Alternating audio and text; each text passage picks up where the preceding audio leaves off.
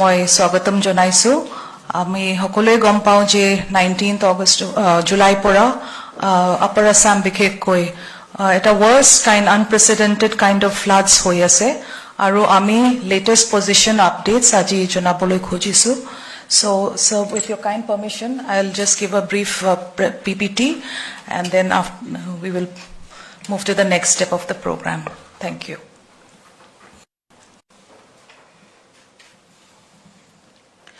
Yes. Yeah. In these floods, 2026 actually our arambhani hoise 29th April aru 13 July loike our first wave of floods hoisile aru tar pisot our second wave of floods 19th July pora arambho hoise aru etu bikhekoi Upper Assam or Sarikhon district Sivsagar Soraideo Jorhat Golaghat এই চাৰিটা district worst affected হৈ থাকিলে so কিন্তু overview till now 25 districts flood affected হৈ আছে 90 revenue circles 2715 villages আৰু 12 লাখ কৈ ওপৰ population affected হৈ থাকিলে very tragically 101 deaths হৈছে আৰু in spite of that 31,255 persons ami evacuate koribo parisu at the peak of floods 257 relief camps operational asile aru 80,000 inmates asil tar pisot ami tar baher 2,108 relief distribution centers food material karne disu aru in these floods 84,647 hectares crop damage ba crop submergence hoise. Next. Yeah. So, this is just a pictorial representation.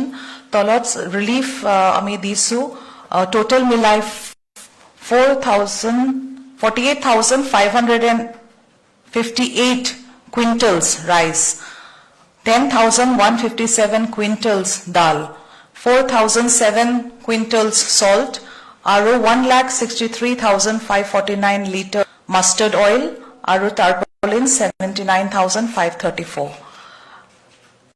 As per just preliminary estimates, embankments breach hoise 49, embankments affected 104, bridges 36 dolong have been damaged, and 1,187 roads have been damaged. So right now the situation has improved. And the last 24 hours, Jua Rati, 11th August, midnight loike, we still have 7 districts affected, 25 revenue circles, and population over 1,12,000 man se. 47 relief camps aji muhurtot soli ase, aru 7,982 inmates ase, mani ghoro loi ghuribo pora nai. Next, please. So these are district-wise figures. I think we'll just share this. Should I run through these? Yeah. Okay, so Sivsagar was the worst affected.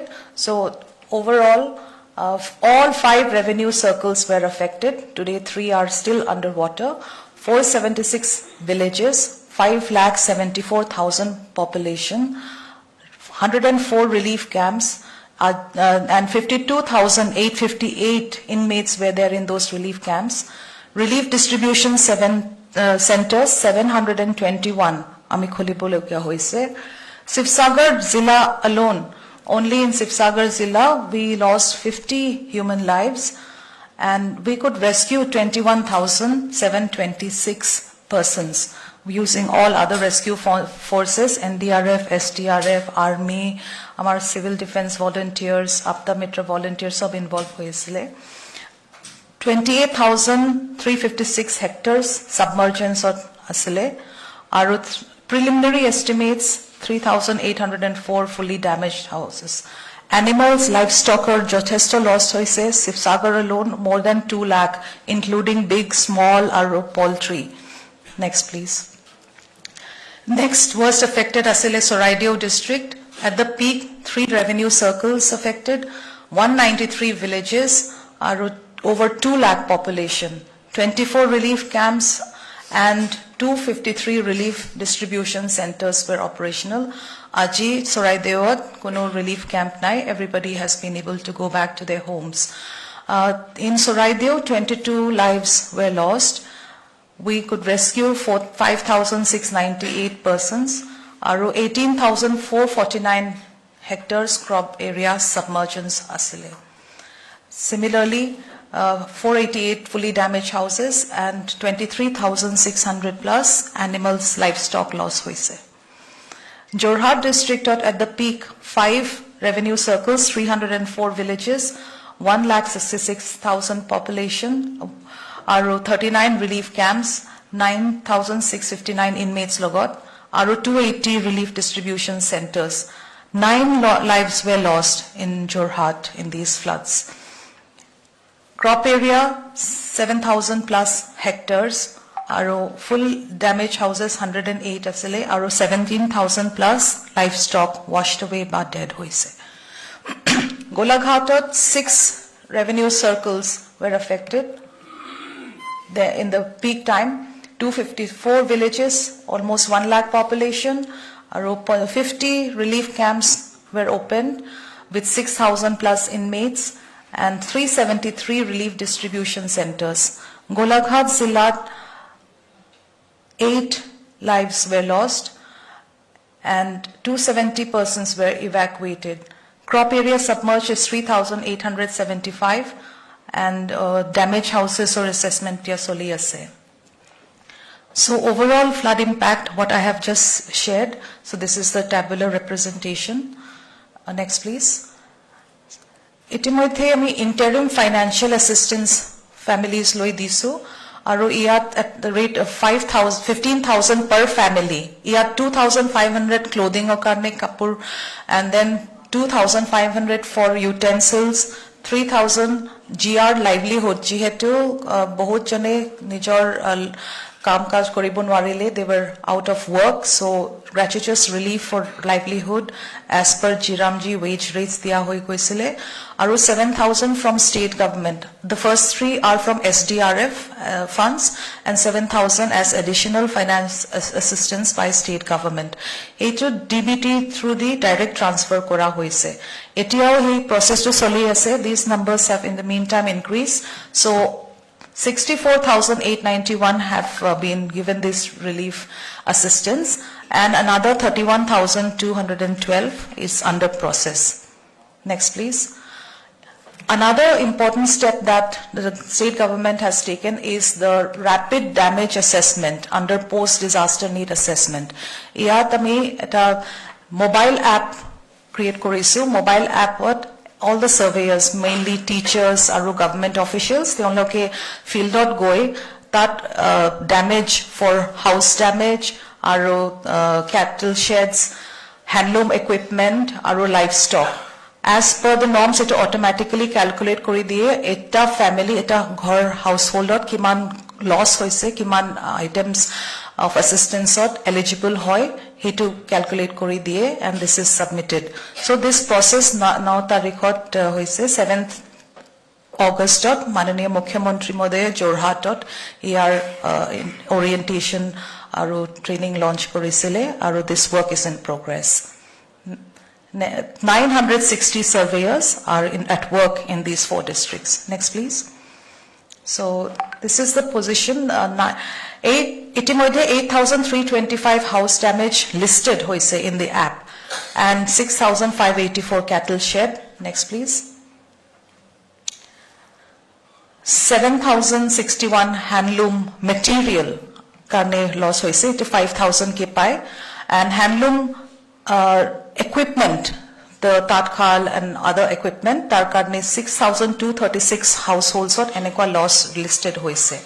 Hita yato 5,000 ke pai. Next please. Then animals loss big animals mostly cow 9,087 loss etia listed hoise. Small animals 18,564. Poultry 1,62,191 have been listed. The survey is continuing. Next please. Recently the state government has also given assistance to the flood affected schools at the rate of maximum 2 lakh per damaged school and for undertaking the immediate repair works. So 793 schools have been given assistance of 15.86 crore. The work is going on for cleaning and making the school environment fit for resuming the classes. In many cases, the schools have already started functioning. Next, please. Today, we will be giving the assistance to the flood-affected Anganwadi centers. We have listed 494 damaged Anganwadi centers. They also are getting entitled to norms of assistance, 2.5 lakh per Anganwadi center up to Pabo Pare. So 494 Anganwadi centers will be given financial assistance in ceremonial release in today's program. Next, please.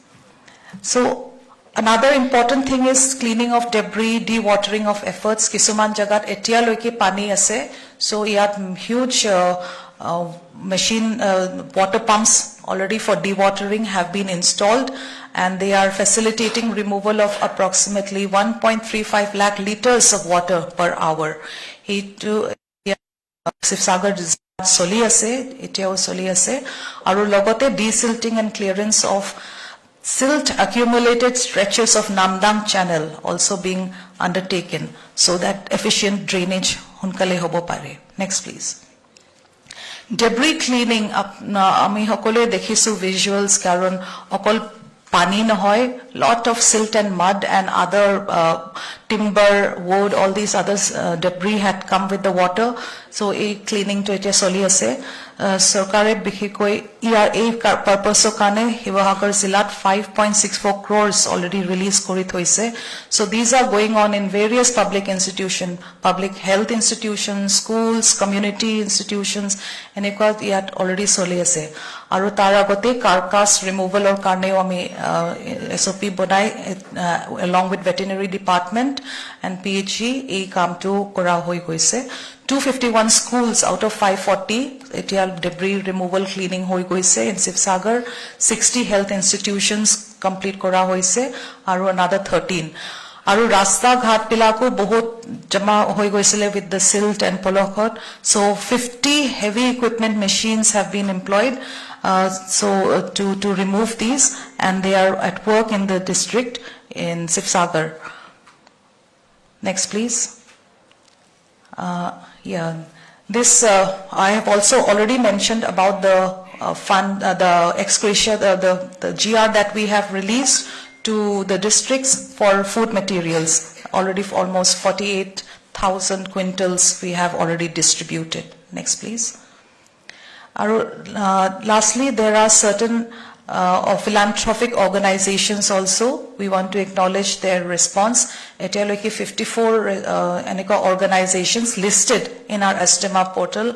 Agbari Ahise. Air India has given waive cargo charges for the relief goods coming from different places, different cities, Delhi, Kolkata and Bangalore. DHL Group mark free warehousing space dise to Astema. And then daily medical teams and food safety inspectors, they are inspecting the quality check of the items that are received. And the total consignment, vibhinna materials of include kori, yatamar 29,000 plus kgs, air cargo di ami ahomatiyat paisu, and distribution has been commenced in all the districts. We are sending these materials. So in a brief nutshell, that is the relief operations that we have undertaken from the state government in revenue and disaster management along with all the other line departments which are associated with us. Thank you very much.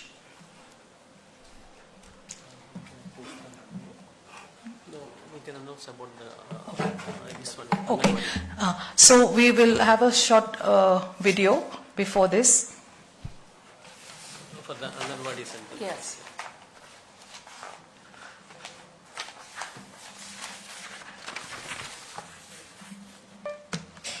বাড়ি cable শিশুৰ বাবে এখন পাঠশালা নহয়, গৰ্ভৱতী মহিলা, মাতৃ আৰু শিশুৰ সৰ্বাংগীন বিকাশৰ বাবে ই এক গুৰুত্বপূৰ্ণ সেৱা কেন্দ্ৰ। শিশুৰ প্ৰাক-প্ৰাথমিক শিক্ষা আৰু সুস্থ বিকাশৰ সৈতে জড়িত এই কেন্দ্ৰে অসমৰ সামাজিক জীৱনত গুৰুত্বপূৰ্ণ ভূমিকা পালন কৰি আহিছে। শিশুৰ বাবে এই পৰিৱেশক আৰু অধিক উন্নত কৰাৰ লক্ষ্যৰে 2021-22 বৰ্ষৰ পৰা সোণালী শৈশৱ বিকশিত অসমৰ লক্ষ্যৰে আদৰ্শ অংগনবাড়ী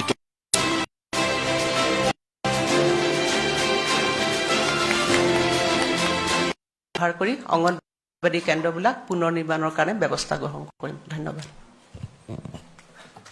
সাংবাদিক বন্ধু বান্ধৱীসকল আপোনালোকে আমাৰ অতিৰিক্ত মুখ্য সচিব চেংচন ডাঙৰীয়ানীয়ে আগবঢ়োৱা প্ৰেজেণ্টেশ্যনটো দেখা পালে তাত আমি বৰ্তমান বানৰ পৰিৱেশ আৰু ৰাজ্য চৰকাৰে লোৱা ৰিলিফ অপাৰেশ্যনৰ বিষয়ে সুন্দৰ কৰি ব্যাখ্যা কৰা হৈছে আৰু মই ভাবো তাত মই বিশেষ সংযোজন কৰাৰ প্ৰয়োজন নাই বাট এজ এ স্নেপশ্বট আমাৰ এইবাৰ বানপানীত 25খন জিলা এফেক্টেড হৈছিলে 90টা ৰেভিনিউ সাৰ্কেল এফেক্টেড হৈছিলে 2715 ভিলেজ এফেক্টেড হৈছিলে 12 লাখ ব্যক্তি প্ৰত্যক্ষভাৱে বানত আক্ৰান্ত হৈছিলে আৰু 102 গৰাকী লোকে এই বানৰ আক্ৰান্ত হৈ মৃত্যুক সাৱটি ল'বলগীয়া হৈছিলে আৰু ৰাজ্য চৰকাৰে 257টা ৰিলিফ কেম্প 2108টা ৰিলিফ ডিষ্ট্ৰিবিউচন চেণ্টাৰৰ জৰিয়তে এই সময়ছোৱাত আমি বানাক্ৰান্ত ৰাইজক সহায় কৰাৰ কাৰণে প্ৰচেষ্টা কৰিছিলোঁ চৰাইদেউ যোৰহাট আৰু গোলাঘাট জিলাৰ পৰিৱেশ সামান্য হোৱাৰ ফালে আগবাঢ়িছে যদিও শিৱসাগৰত এতিয়াও 3টা ৰেভিনিউ সাৰ্কেল এফেক্ট হৈ আছে 63খন ভিলেজ এতিয়াও বান আক্ৰান্ত হৈ আছে শিৱসাগৰ জিলাত 15টা ৰিলিফ কেম্প এতিয়াও চলি আছে য'ত নেকি 4188 গৰাকী ব্যক্তি আজিও ৰিলিফ কেম্পত বাস কৰিছে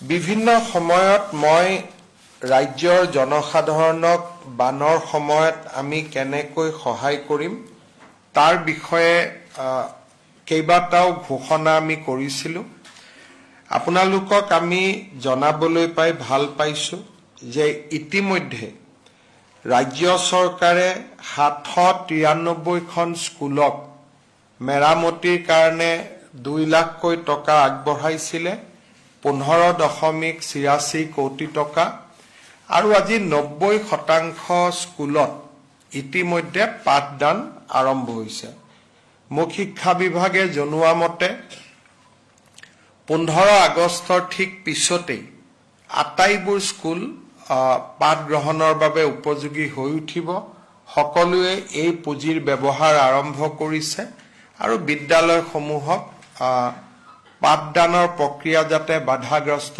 নহয় তাৰ বাবে ব্যৱস্থা হাতত লৈছে শিক্ষা বিভাগে ইতিমধ্যে বিনামূলীয়া পাঠ্যপুথি এই বিদ্যালয়সমূহক আকৌ এবাৰ যোগান ধৰিছে আৰু মুখ্যমন্ত্ৰীৰ সাহায্য পুঁজিৰ পৰা ছাত্ৰ ছাত্ৰী সকললৈ ইউনিফৰ্ম নতুনকৈ আৰু দুখাজ ইউনিফৰ্ম কিনি দিয়া আৰু সমান্তৰালভাৱে ছাত্ৰ ছাত্ৰী সকললৈ 1000 3000 আৰু 5000 টকাৰ এককালীন সাহায্যও আগবঢ়াইছে আজি আমি এই প্ৰক্ৰিয়াৰ লগত সংগতি ৰাখি আমাৰ ডেমেজ অংগনবাড়ী চেণ্টাৰসমূহক ৰিপেয়াৰ কৰা বা এই অংগনবাড়ী কেন্দ্ৰসমূহত যি পাঠদান কৰা হয় খেলা ধূলা কৰা হয় পুষ্টিকৰ খাদ্য বিতৰণ কৰা হয় তাক যাতে নিয়মীয়া কৰিব পাৰি আজি আমি প্ৰতিশ্ৰুতি অনুসৰি অংগনবাড়ী কেন্দ্ৰসমূহলৈ প্ৰায় 2.5 লাখ টকা পৰ্যন্ত আমি পুঁজি মুকলি কৰি দিছো শিৱসাগৰ জিলাত 350টা অংগনবাড়ী কেন্দ্ৰ চৰাইদেউ জিলাত 95টা অংগনবাড়ী কেন্দ্ৰ যোৰহাট জিলাত 37টা অংগনবাড়ী কেন্দ্ৰ আৰু গোলাঘাট জিলাত 12টা অংগনবাড়ী কেন্দ্ৰ 494টা অংগনবাড়ী কেন্দ্ৰ ডেমেজ হৈছিলে আৰু প্ৰত্যেকটো অংগনবাদী কেন্দ্ৰকে 2 লাখৰ পৰা 2,50,000 পৰ্যন্ত ডেমেজৰ যিটো পৰিমাণ সেই পৰিমাণ অনুসৰি তেখেতসকললৈকে মুকলি কৰি দিয়া হৈছে 20 আগষ্টৰ আগতে আমি যোৰহাট আৰু শিৱসাগৰ জিলা যোৰহাট গোলাঘাট বিশেষকৈ ভাদ মাহ আহি আছে আমাৰ ভাদ মাহটো অসমৰ বাবে অসমীয়া ৰাইজৰ বাবে খুব গুৰুত্বপূৰ্ণ তাৰ ঠিক আগতে 20 আগষ্ট তাৰিখৰ আগতে আমি নামঘৰসমূহতো 1.5 লাখ টকা কৰি আমি মুকলি কৰি দিম যাতে ভাদ মাহৰ নাম প্ৰসংগৰ কাৰণে নামঘৰবিলাকো সাজু হৈ উঠিব পাৰে ৰাজ্যৰ লোক নিৰ্মাণ বিভাগে 50টাতকৈও অধিক মেচিন ব্যৱহাৰ কৰি ৰাস্তা ঘাটসমূহৰ পৰা ডেব্ৰিজসমূহ মুকলি কৰিছে আৰু আজি প্ৰায়বিলাক ৰাস্তা আমি অন্তত যাতায়াতৰ যিটো মিনিমাম উপযোগী কৰি গঢ়ি তুলিব লাগে সেই দৃষ্টিৰে তাক মিনিমাম উপযোগী কৰি গঢ়ি তোলা হৈছে কিন্তু ৰাস্তাবিলাক পাৰ্মানেন্টলি বনাবৰ কাৰণে পৰৱৰ্তী পদক্ষেপত আমি আৰু ব্যৱস্থা হাতত ল'ব লাগিব আমাৰ ঠিক বানপানী হোৱাৰ লগে লগে চৰকাৰ বিভিন্ন ধৰণৰ সংগঠন সকলোৱে ৰিলিফ মেটেৰিয়েল যথেষ্ট শিৱসাগৰ চৰাইদেউ জিলালৈ লৈ গৈছিলে কিন্তু ৰাইজে তেতিয়া আমাক কৈছিলে যে আমাক অলপ নগদ টকাৰ প্ৰয়োজন চাউল আছে দালি আছে কিন্তু নগদ টকা নাই কাৰণে আমি ঘৰলৈ উভতি যাব পৰা নাই ৰাজ্য চৰকাৰে প্ৰায় 4 লাখ পৰিয়ালক অৰুণোদয় আঁচনিৰ জৰিয়তে 1 আগষ্ট তাৰিখে 2,500 কৈ টকা মুকলি কৰি দিয়ে পৰৱৰ্তী পৰ্যায়ত আমি 64,891টা পৰিয়ালক 15,000 কৰি 97.34 crores rupees আমি মুকলি কৰি দিওঁ অৰ্থাৎ 1 আগষ্টত অৰুণোদয় 2,500 টকা আমি প্ৰদান কৰোঁ আৰু তাৰ ঠিক পিছতে 64,891টা পৰিয়াললৈ আমি 15,000 টকাকৈ আগবঢ়াওঁ চৰাইদেউ জিলাত 13,997টা শিৱসাগৰ জিলাত 43,909টা যোৰহাট জিলাত 5,388টা আৰু গোলাঘাট জিলাত 1,597টা সৰ্বমুঠ আমি 64,891 পৰিয়ালক আমি 15,000 টকাকৈ মুকলি কৰি দিওঁ বৰ্তমানেও আৰু 31,212টা পৰিয়ালক এই পুঁজি মুকলি কৰি দিয়াৰ প্ৰক্ৰিয়া চলি আছে 31,000 পৰিয়ালক ইতিমধ্যে জিলাসমূহে আইডেন্টিফাই কৰি লৈছে শিৱসাগৰত নতুনকৈ 18,772টা গোলাঘাটত 1,012টা চৰাইদেউত 7,028টা আৰু যোৰহাটত 4,400টা এওঁলোকৰ ডিটেইলছ জিলা আয়ুক্তসকলে প্ৰেৰণ কৰাৰ প্ৰক্ৰিয়া চলি আছে আৰু মই ভাবো যে অহা 2-3 দিনত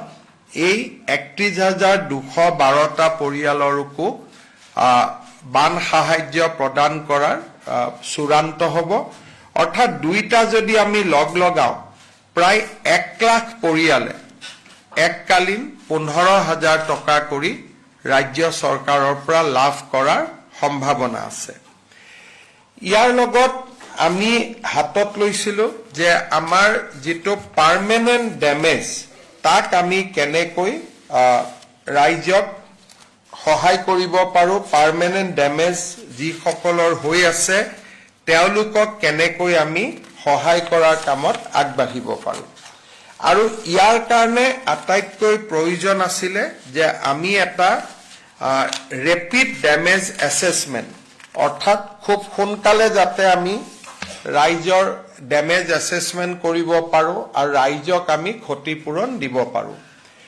8 তাৰিখে মই যোৰহাটত আছিলো আমাৰ মন্ত্ৰী বিধায়কসকল আছিলে আমাৰ উপস্থিতিত ৰাজ্যৰ ৰেভিনিউ অফিচাৰ জিলা আয়ুক্ত সকলোকে আমি প্ৰশিক্ষণ দিওঁ আমাৰ ৰেভিনিউ ডিপাৰ্টমেণ্টে এটা পৰ্টেল তেওঁলোকে বনালে যিটো পৰ্টেলত যাৰ ঘৰ বেয়া তেওঁলোকৰ ভাঙি গৈছে আক্ৰান্ত হৈছে তাৰ ফটো ল'ব পাৰি জিঅ'টেক কৰিব পাৰি আৰু তেওঁলোকৰ ডেমেজ এছেছমেণ্ট কৰিব পাৰি 9 তাৰিখে 4খন জিলাৰ 960 গৰাকী শিক্ষকক আমি প্ৰশিক্ষণ দিওঁ যে আপোনালোকে ৰেপিড ডেমেজ এছেছমেণ্ট যাতে কৰিব পাৰে আৰু ইতিমধ্যে আমি অত্যন্ত আনন্দিত যে এই 960 গৰাকী শিক্ষকে 8,325টা পৰিয়ালৰ ডেমেজ এছেছমেণ্ট ইতিমধ্যে কৰিবলৈ সক্ষম হৈছে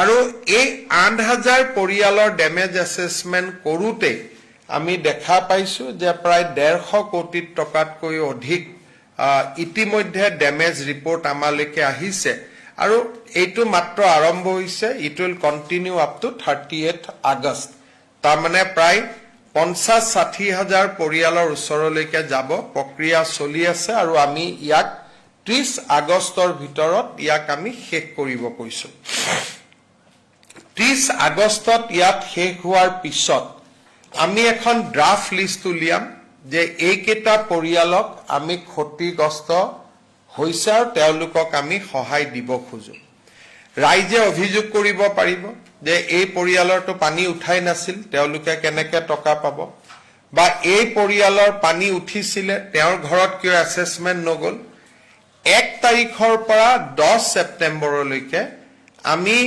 আৰু এটা এছেছমেণ্ট আৰম্ভ কৰিম যে প্ৰথম পৰ্যায়ৰ এছেছমেণ্টটো কাৰেক্ট হৈছিলে নে নাই অৰ্থাৎ প্ৰথম পৰ্যায়ৰ শিক্ষকসকলে বা ছাৰ্ভেয়াৰসকলে কাবাৰ এছেছমেণ্ট নকৰিলে নেকি বা কাৰোবাক ভুল কৰি এছেছমেণ্ট কৰিলে নেকি অৰ্থাৎ 8 তাৰিখৰ পৰা 30 তাৰিখলৈকে যিটো এছেছমেণ্ট হৈছে এই এছেছ হোৱা প্ৰত্যেকটো পৰিয়ালৰ ঘৰত ফ্ৰেছ ছাৰ্ভেয়াৰ এই 960 গৰাকী নহয় বেলেগ 960 গৰাকী আকৌ এবাৰ যাব তাৰমানে আমি ডাবল চেক কৰিম যে কৰবাত কোনোবাই ভুল কৰি থৈ গৈছে নেকি যেতিয়া ডাবল চেকিং হ'ব সেইটো আমি 15 ছেপ্টেম্বৰত শেষ কৰিম কাৰণ প্ৰথম একমাহ লাগিব ডাবল চেকিং কৰোতে আমাক 15 দিনতকৈ বেছি নালাগে আৰু তাৰ পিছত আমাৰ ৰাজ্য চৰকাৰৰ জ্যেষ্ঠ বিষয়া যেনেকৈ আমি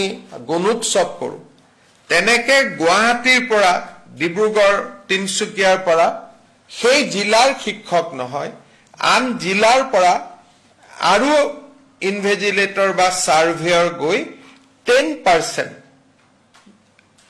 এটা ফ্ৰেছ চেকিং কৰিব যে এই যিহেতু ছাৰ্ভেটো কৰিলে এই ছাৰ্ভেটোত কিবা ভুল আছে নেকি আৰু 10% ফ্ৰেছ চেকিং কৰিব কিন্তু যেটো থাৰ্ড চেকিং হ'ব হি জিলাৰ বিষয়া নহয় হি জিলাৰ বাহিৰৰ বিষয়াই কৰিব অৰ্থাৎ আমি এটা ফুল প্ৰুফ মেকানিজম বনাব খুজিছো যাতে কাৰো উজৰ আপত্তি থাকিব নোৱাৰে আৰু এই সময়ছোৱাত আমাৰ লিষ্টখন আমি তাৰ যেহেতু ব্লকত আমি আৰি দিম গতিকে কোনোবাই পিছত কমপ্লেইন কৰাতকৈ আগতীয়াকৈ যাতে কমপ্লেইন কৰিব পাৰে যে মোৰ ঘৰলৈকে নহল বা মোৰো ডেমেজ হৈছিল মোৰ ঘৰলৈকেও আহক আমি এটা ৰাইজৰ অভিযোগ লোৱাৰো এটা ব্যৱস্থা ৰাখিম যাতে কোনোবাই দাবী কৰিলে সেই দাবীৰ আমি নিষ্পত্তিও কৰিব পাৰো আমি আশা কৰিছো যে এই গোটেই প্ৰক্ৰিয়াত প্ৰায় 1000 কোটি টকাতকৈ বেছি ৰাজ্য চৰকাৰে ডেমেজ এছেছমেণ্ট ডেমেজত খৰচ কৰাৰ সম্ভাৱনা আছে যদি এই ধৰণে কাৰণ মই দেখিছো যে 8000 ডেমেজ এছেছমেণ্ট কৰোতে প্ৰায় 200 কোটি টকাৰ ওচৰে ইতিমধ্যে ডেমেজ ৰিপৰ্ট আহিছে গতিকে 50-60,000 পৰিয়ালৰ ওচৰত যাওঁতে হয়তো এই সংখ্যাটো আৰু বেছি হ'বগৈ কিন্তু প্ৰধানমন্ত্ৰী ডাঙৰীয়াই ইতিমধ্যে মোক আশ্বাস দিছে যে যাৰ অৰিজিনেল ক্ষতি হৈছে তাক সহায় কৰাত কোনো বাধা নাই কিন্তু তেখেতেও মোক কৈছে যাতে লিষ্টত ক্ষতি নোহোৱা মানুহৰ নাম নোসোমায় কাৰণ এজন ক্ষতি নোহোৱা মানুহৰ নাম সোমালে আন 10 জনেও নিজৰ নাম সোমাবলৈ চেষ্টা কৰে, ফলত গোটেই প্ৰক্ৰিয়াটোৱে ব্যাহত হৈ যায়। মই শিৱসাগৰ, চৰাইদেউ, যোৰহাট, গোলাঘাটবাসী ৰাইজক আহ্বান জনাম যাতে এই গোটেই প্ৰক্ৰিয়াটো আমাক যাতে তেখেতসকলে সহায় কৰে, যাৰ ক্ষতি হোৱা নাই তেওঁলোকে যাতে সাৰ্ভেত অংশগ্ৰহণ নকৰে, আৰু যাৰ ক্ষতি হৈছে তেওঁলোকে যাতে নিশ্চিতভাৱে সাৰ্ভেত অংশগ্ৰহণ কৰে। ইয়াৰ পিছত আমি আমাৰ আৰু এটা প্ৰচেষ্টা আছে। আপোনালোকে জানে যে কেইবাটাও অঞ্চল আছে, নেপালী খুটি, কমল বস্তি, কেইবাটাও অঞ্চল আছে য'ত 100% ঘৰ ডেমেজ হৈছে। বিশেষকৈ নেপালী খুটি, কমল বস্তি, আমাৰ ৰেলৱে ষ্টেচন আছে, তাত আৰু এখন মই গৈছিলো বামুণ পুখুৰী, মাছগাঁও, এনেকুৱা কেইটামান এৰিয়া আছে য'ত সম্পূৰ্ণভাৱে ঘৰৰ নষ্ট হৈছে, তাত হাউচিং বুলি একো নাই। আমি বিভিন্ন কেন্দ্ৰীয় চৰকাৰ, ৰাজ্য চৰকাৰ আৰু বিভিন্ন সমাজসেৱী সংগঠনৰ লগত আমি কথা পাতি আছো যে এই ডেমেজৰ ওপৰতো তাত মডেল হাউচিং স্কিম আমি কৰিব পাৰো নেকি, সেই বিষয়েও ৰাজ্য চৰকাৰে চিন্তা অব্যাহত ৰাখিব। কিন্তু তেতিয়া কৰিব পৰা যাব যেতিয়া মানুহখিনি অন্তত প্ৰাথমিক সহায়টো পাই ঘৰলৈকে যাব পাৰে।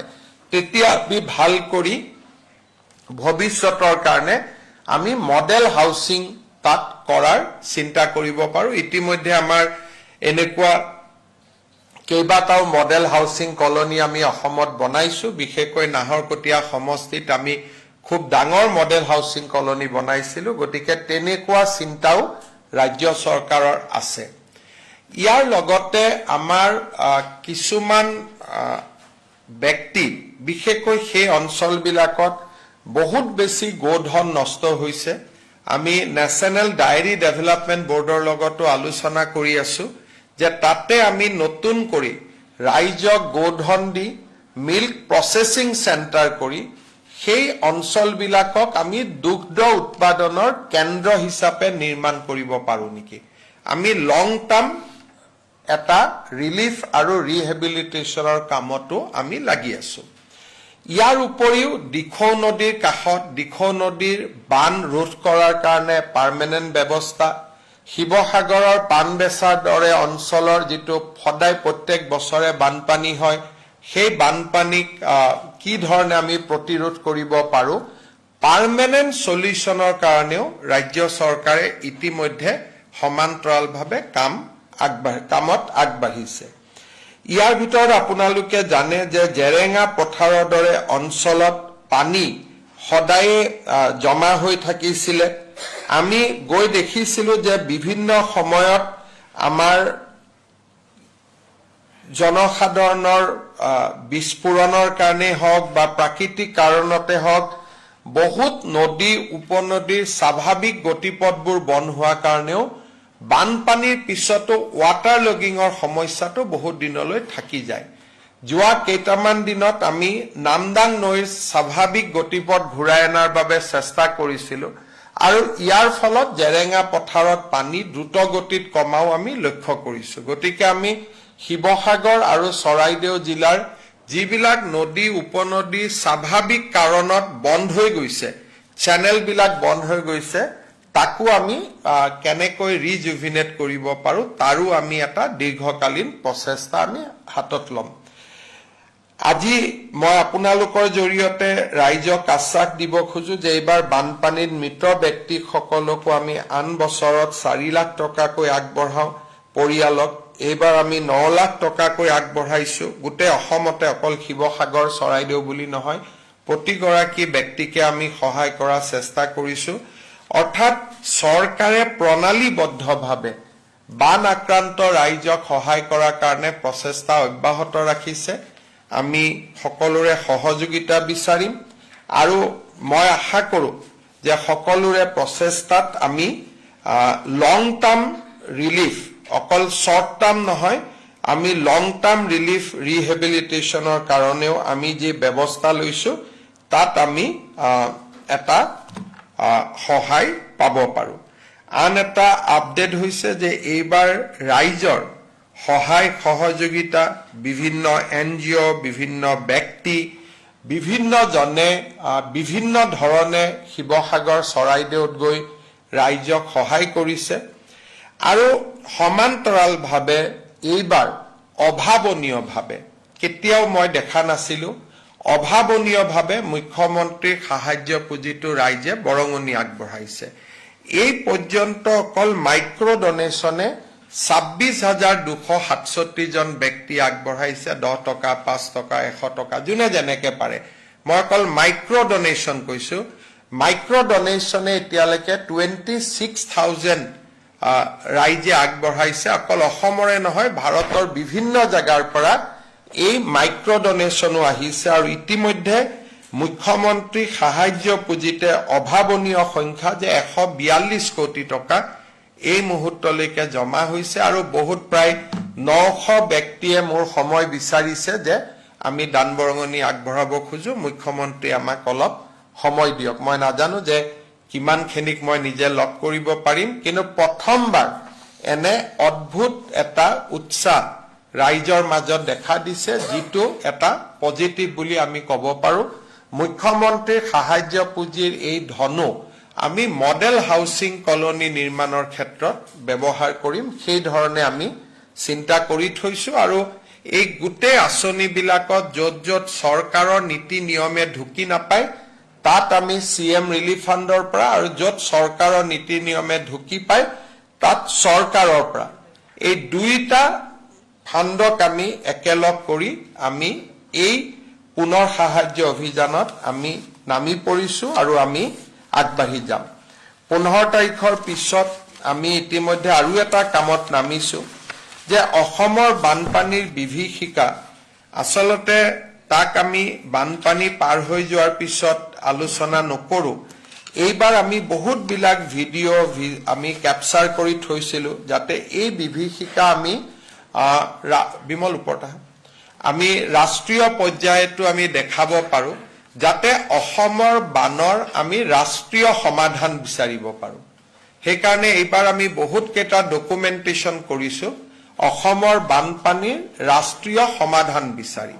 আৰু ৰাষ্ট্ৰীয় সমাধান কেনেকে হ'ব যেতিয়া দেশৰ আটাইতকৈ ডাঙৰ ডাঙৰ ইনষ্টিটিউশ্যন বিলাকে ৰুৰকিৰ পৰা আৰম্ভ কৰি IIT সকলোৱে নিজৰ নিজৰ ফিডবেক দিব পাৰে আৰু সেই দিশতো এইবাৰ আমি কাম কৰিছো যে আমাৰ টকা পইচা আছে, আমাক সলিউশনৰ ৰাস্তা লাগে, আমি কোন ৰাস্তা দি গলে সলিউশন আনিব পাৰিম সেই দিশতো এইবাৰ আমি কাম কৰিম। 15 তাৰিখৰ পিছত এই বিষয়েও আমি লোৱা পদক্ষেপ আপোনালোকক কিছু অৱগত কৰিম। এই ক্ষেত্ৰত যদি আপোনালোকৰ কিবা প্ৰশ্ন আছে মই উত্তৰ দিব পাৰিম, কিন্তু তাৰ আগতে মই আপোনালোকক বেংক আৰু ইন্সুৰেন্সৰ ক্ষেত্ৰতো কেইটামান তথ্য দিব খুজিছো। আমাৰ শিৱসাগৰ আৰু চৰাইদেউ, যোৰহাট, গোলাঘাট জিলাত আমাৰ 20টা ইন্সুৰেন্স কোম্পানীয়ে কাম কৰে। এই মুহূৰ্তলৈকে 1703 গৰাকী ব্যক্তিয়ে ইন্সুৰেন্স ক্লেইম কৰিছে আৰু 92 কোটি টকাৰ ইন্সুৰেন্স বিচাৰিছে আৰু ইন্সুৰেন্স কোম্পানীসমূহ প্ৰায় 176 ক্লেইম ইতিমধ্যে সেটেল কৰিছে। শিৱসাগৰ চৰাইদেউৰ ৰাইজক আহ্বান জনাম, যোৰহাট গোলাঘাটৰ ৰাইজক আপোনালোকে যেন ইন্সুৰেন্স ক্লেইমটো যিমান পাৰে সিমান সোনকালে কৰক, কাৰণ যিমানে দেৰিকৈ কৰিব ঘৰটোৰ চাফা হৈ যাব, প্ৰমাণবিলাক নোহোৱা হৈ যাব। এতিয়ালৈকে 20টা ইন্সুৰেন্স কোম্পানী এক্টিভ হৈছে, তাৰ ভিতৰত মই দেখিছো যে 1700 গৰাকী ব্যক্তিহে এতিয়ালৈকে ইন্সুৰেন্স ক্লেইম কৰিছে। এই সংখ্যাটো বাঢ়িব লাগে। ইন্সুৰেন্স কোম্পানী বিলাকেও আমাৰ লগত যোগাযোগত আছে যে আমাক যিমান ক্লেইম কৰে সিমান ভাল, আমি ক্লেইম সেটেল কৰাৰ কাৰণে আগ্ৰহী। সেই ক্ষেত্ৰত মই শিৱসাগৰ আৰু চৰাইদেউ ৰাইজক আহ্বান জনাম যেন আপোনালোকে ডেমেজ ক্লেইম আৰম্ভ কৰক, ইন্সুৰেন্স ক্লেইম আৰম্ভ কৰক।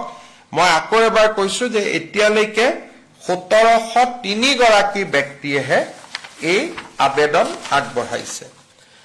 বেংকৰ ক্ষেত্ৰত এতিয়ালৈকে আমাৰ 2,27,993 জন বৰুৱাৰ আছে যোনে লোন লৈছে এতিয়ালৈকে মাত্ৰ 319খন এপ্লিকেশ্যনহে আহিছে মৰেটৰিয়ামৰ কাৰণে আৰু গোটেইকেইখন এপ্লিকেশ্যন ইতিমধ্যে বেংকে একচেপ্ট কৰি লৈছে গতিকে মই যাৰ লোন আছে মৰেটৰিয়াম লাগে তেওঁলোকে যাতে বেংকটোত এপ্লিকেশ্যনখন দিয়ে 30 আগষ্টলৈকে সময় আছে গতিকে 30 আগষ্টৰ ভিতৰত মই শিৱসাগৰ আৰু চৰাইদেউ ৰাইজক বেংকৰ লোন মৰেটৰিয়ামৰ কাৰণে এপ্লিকেশ্যন দিবৰ কাৰণে আৰু আমাৰ ইন্সুৰেন্স ক্লেইম কৰিবৰ কাৰণে আহ্বান জনাম আপোনালোকে এটো ভাবিব পাৰে যে আবেদন কিয় দিব লাগে সকলোকে দি দিয়ক এই কাৰণে সকলোকে দিব নোৱাৰি কাৰণ জিলা কেইখনত সকলো মানুহ ইম্পেক্ট হোৱা নাই আৰু বহুত অঞ্চলত পানী উঠাও নাই আৰু কাৰোবাৰ ডেমেজ 30% আছে কাৰোবাৰ 90% আছে গতিকে ইন্সুৰেন্স একৰ্ডিং টু ডেমেজ হয় সেই কাৰণে সকলোৱে যাতে ব্যক্তিগত আবেদনবোৰ কৰে 30 আগষ্টলৈকে সময় আছে লোন মৰেটৰিয়ামৰ কাৰণে আবেদন কৰা আৰু ইন্সুৰেন্স ক্লেইম কৰা মুখ্য সচিবে বেংক আৰু ইন্সুৰেন্স কোম্পানী বিলাকৰ লগত প্ৰতি 3 দিনতে আমি বহি আছো গতিকে যিমান ক্লেইম কৰে আমি সিমানে ৰাইজক সুবিধা দিব পাৰিম মই আপোনালোকৰ জৰিয়তে ৰাইজলৈও এই ক্ষেত্ৰত বিনম্ৰ আহ্বান জনাইছো যাৰ যোনে যি ইন্সুৰেন্স কৰিছে কোনোবাই হাউচিং কৰিছে কোনোবাই ঘৰ কৰিছে কোনোবাই দোকান কৰিছে নাই তেনেকুৱা নেচাৰেল কেলামিটি বুলিয়েই পাব ইন্সুৰেন্স যদি থাৰ্ড পাৰ্টি ইন্সুৰেন্স কৰি থৈছে তেতিয়াতো নাপাব যদি এখন গাড়ীৰ ফুল ইন্সুৰেন্স আৰু থাৰ্ড পাৰ্টি ইন্সুৰেন্স কোনোবাই যদি ইন্সুৰেন্স থাৰ্ড পাৰ্টি কৰি থৈছে ফুল ইন্সুৰেন্স গাড়ীখনৰ কৰা নাই তেতিয়াতো ইন্সুৰেন্স কোম্পানীয়ে নিদিয়ে কিন্তু বানপানী বুলিয়ে স্পেচিয়েলি দিব খুজিছে আৰু সকলো আগ্ৰহী মাত্ৰ আবেদন কৰিব লাগে আৰু আবেদন কৰিলে আমিও মনিটৰ কৰি থাকিম মাত্ৰ 1700 জন ব্যক্তি আবেদন কৰিছে আবেদন কৰাততো কোনো বাধা নাই যিমান আবেদন কৰিব মনিটৰ কৰিব আমাৰ সুবিধা হ'ব আমাৰ 2,27,993 টা বৰোইং একাউণ্ট আছে গোটেই কেইখন ডিস্ট্ৰিক্টত চৰাইদেউত আছে 41,000 একাউণ্ট শিৱসাগৰত 1,05,000 যোৰহাটত 34,000 গোলাঘাটত 46,000 এতিয়ালৈকে এপ্লিকেশ্যন অনলি 319 আৰু গোটেই কেইটা বেংকে মানি লৈছে ইতিমধ্যে গতিকে যিমানে আবেদন কৰে আমি সিমানে ভাল পাওঁ এইটো হল মৰেটৰিয়ামৰ কাৰণে আৰু ইন্সুৰেন্স ক্লেইম ৰিচিভ হৈছে 1703 কিন্তু মই ভাবো যে আৰু আহিব লাগে যিমান আহে সিমানে ইন্সুৰেন্স কোম্পানী বিলাকে টাইমলি ডিসপোজেল কৰিব তেওঁলোকে ইভেন ভিডিঅত কথা পাতিও কৰিব যদি গাড়ী মটৰ বহুত ভিতৰত আছে এজেন্ট যাব নোৱাৰে ইভেন ভিডিঅত ফটো চাইও তেওঁলোকে ক্লেইম সেটেল কৰিব আপোনালোকৰ যদি কিবা প্ৰশ্ন আছে কৰিব পাৰে Mr. Chief Minister, if you can give a brief on the current status of the flood situation and the long-term measure basically taken by the government. Look, you have seen that because of measures taken by the government, this time also we have not seen flood in area where usually floods happen. There is no flood in Nalbari, there is no flood in Baksa, there is no flood in Bajali, there is no flood in Bishwanath, Bipuria, small damage in Dhemaji, Lakhimpur. So Sibsagar and Saraigdev is a new territory for us. So once we start working there, we believe that we will be able to minimize the damage in that two districts also. You have seen our success in entire Assam, but because that two districts did not have flood issue earlier, our intervention was not there. But from now onwards, there will be intervention in that two districts. So as a result, I am sure that we will be able to minimize the damage in these two districts also, and we will be ready much more than this year from coming years. Sir, One thing we have seen, basically, flood is always looks like a national phenomena. And this time, government is going to take a new kind of step, that is long-term relief rehabilitation Yes. and model housing colony. So, do you think that this could be later on maybe expanded to other areas? Look, my own view is that in the district where flood is happening because of river Brahmaputra, we'll see decline. Primarily because there are a lot of activities going on in both Tibet and in Arunachal Pradesh. In Tibet also, huge reservoir is coming up. They are trying to develop 60,000 megawatt power. In Arunachal also, there are a lot of hydro projects are coming. So that will result in lot of flood cushioning in Brahmaputra. So that is the phenomena we are going to witness in next couple of years once these things are over. But we do not have any intervention in the tributaries. So most of the flood presently is happening in the area dominated by tributary, like Dikho in this case, Doria, so there are Dorika. So from Brahmaputra, now we have to shift our attention to the tributaries. We'll see, because these are new phenomena. We never witnessed flood in Sibsagar and Saraideo from 1950. But that flood is not now because of Brahmaputra, because of tributaries. So Water Resource Department now has to move its attention. Not only they will concentrate in Brahmaputra, they have to concentrate in its tributaries also. So these are new things, we have to face it, and we have to bring some kind of solution. Sir, a good news came out from affected area from Jorhat. A young girl, Janmoni Kaur, received a gold medal in national level. Yes. So, sir, how do you see this talented people? I think we have lot of talents.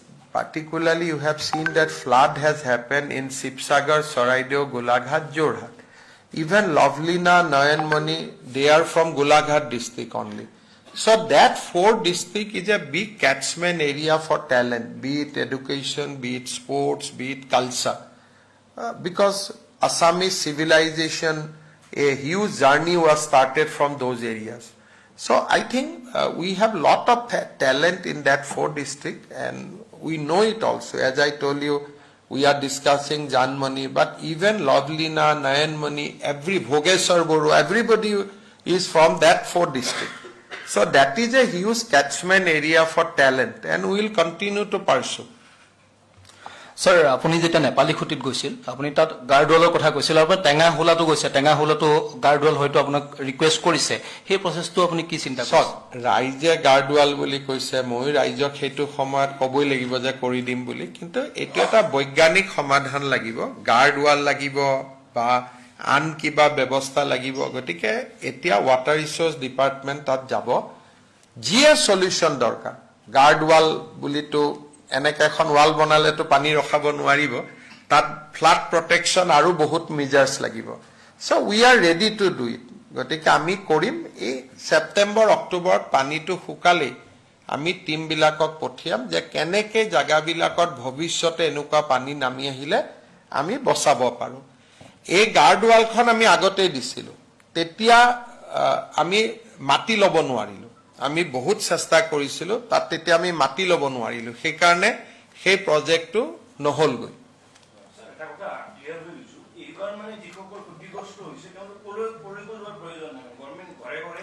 Government ক'লৈ যাব দৰকাৰ নাই already তো তেওঁলোকে পোৱা আৰম্ভ কৰিলে uniform পালে ষ্টুডেন্ট বিলাকে পুঁজি পালে বিনামূলীয়া পাঠ্যপুথি পালে 15000 টকা পালে অঙ্গনবাদী টকা পালে স্কুলৰ টকা পালে নামঘৰৰ টকা পালে গতিকে একেবাৰে আশা কৰা মতে নহয় কিন্তু চৰকাৰৰ সীমিত পুঁজিৰে আমি যি কৰিব পাৰো আমি ৰাইজৰ পদূলিতে কৰাৰ চেষ্টা কৰি আছো যাতে ৰাইজে দৌৰাদৌৰি কৰি থাকিব নালাগে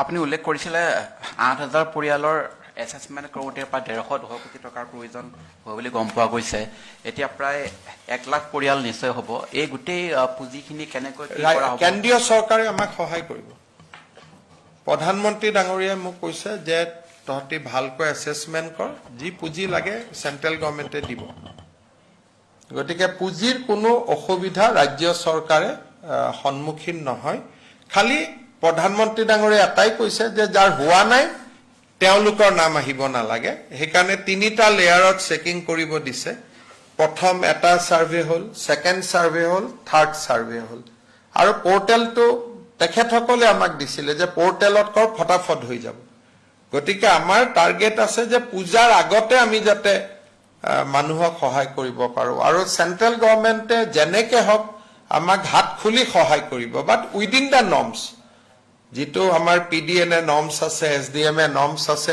উইদিন দা নৰ্মছ যিমান পুঁজি লাগে তেওঁলোকে আমাক সহায় কৰিব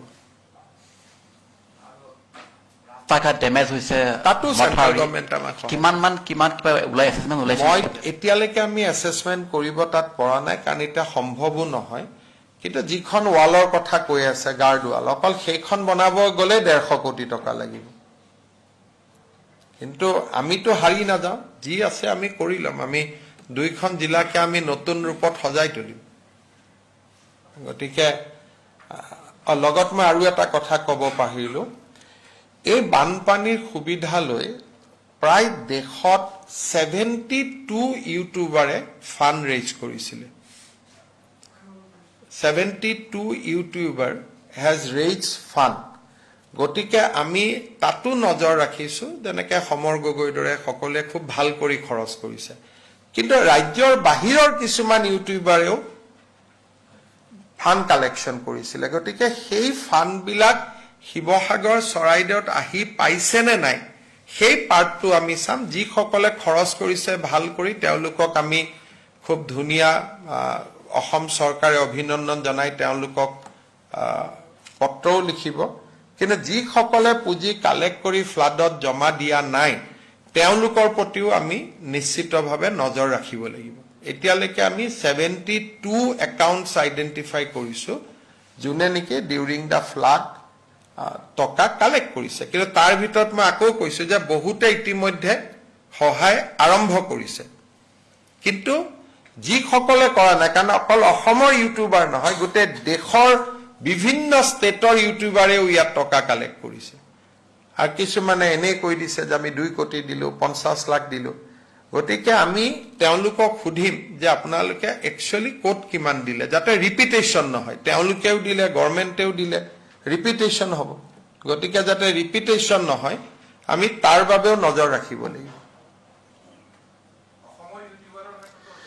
মই সব অসমীয়া মানুহটো সংবেদনশীল অসমীয়া মানুহে এটো কাম কেতিয়াও নকৰে আৰু ডেফিনেটলি অসমীয়া মানুহে যদি কালেক্ট কৰিছে দিবই কিন্তু এবাৰ চাই পেলাই তেওঁলোকক সন্মানিত কৰাটো কোনো বাধা নাই যিসকলে ভাল কাম কৰিছে তেওঁলোকক গামোচা এখন পিন্ধোৱা সন্মান প্ৰদৰ্শন কৰাটো কোনো বাধা নাই গতিকে এনেও যিসকলে ফ্লাডত আমাক সহায় কৰিছে এনজিও হওক বা কোনোবাই দেশৰ বাহিৰৰ পৰা বিদেশৰ পৰা যোনে যেনেকে সহায় কৰিছে ৰাজ্য চৰকাৰেতো তেওঁলোকক সন্মান এটা জনাবই লাগিব গতিকে এইটো আমি ইনকুৱাৰী নহয় আমি সন্মান জনোৱাৰ প্ৰক্ৰিয়া এটাহে আৰম্ভ কৰিম যে যিসকলে ভাল কৰি কাম কৰিছে তেওঁলোকক অন্তত গামোচা এখন পিন্ধাই সন্মান জনোৱাটো অসমবাসীৰ দায়িত্ব আৰু কৰ্তব্য আৰু মই এইটোৱে কৈছো যে 72 একাউণ্টছ আমি আইডেন্টিফাই হৈছে আমাৰ পুলিচে আৰু আইডেন্টিফাই কৰি আছে তেওঁলোকৰ যেটো সাইবাৰ সেল আছে আৰু আইডেন্টিফাই কৰাৰ ভিতৰত মই কিছুমানক দেখিছো কিছুমানে কাম কৰিও আছে তুলা মানে যে বেয়া সেইটো ক'ব নোৱাৰি কিন্তু যি কেজনে সঁচাই সহায় কৰিছে তেওঁলোকক সন্মান জনোৱাটো আমাৰ দায়িত্ব আৰু কৰ্তব্য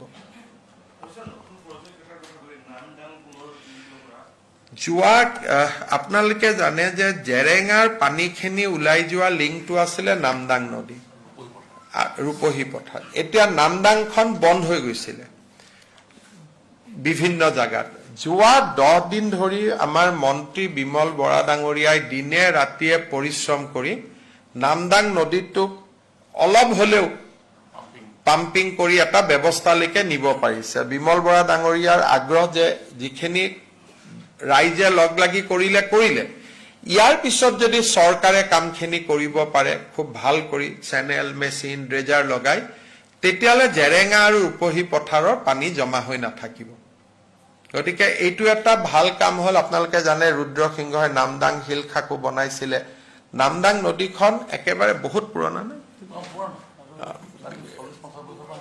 আজি 40 বছৰৰ পৰা নদীখন মৰি গৈছিল আৰু এনেকুৱা বহুত জায়গাত বহুত আমি চেনেল ৰিজুভিনেশ্যন কৰিলে পানীটো হ'ব কিন্তু পানীটো জমা হৈ নাথাকিব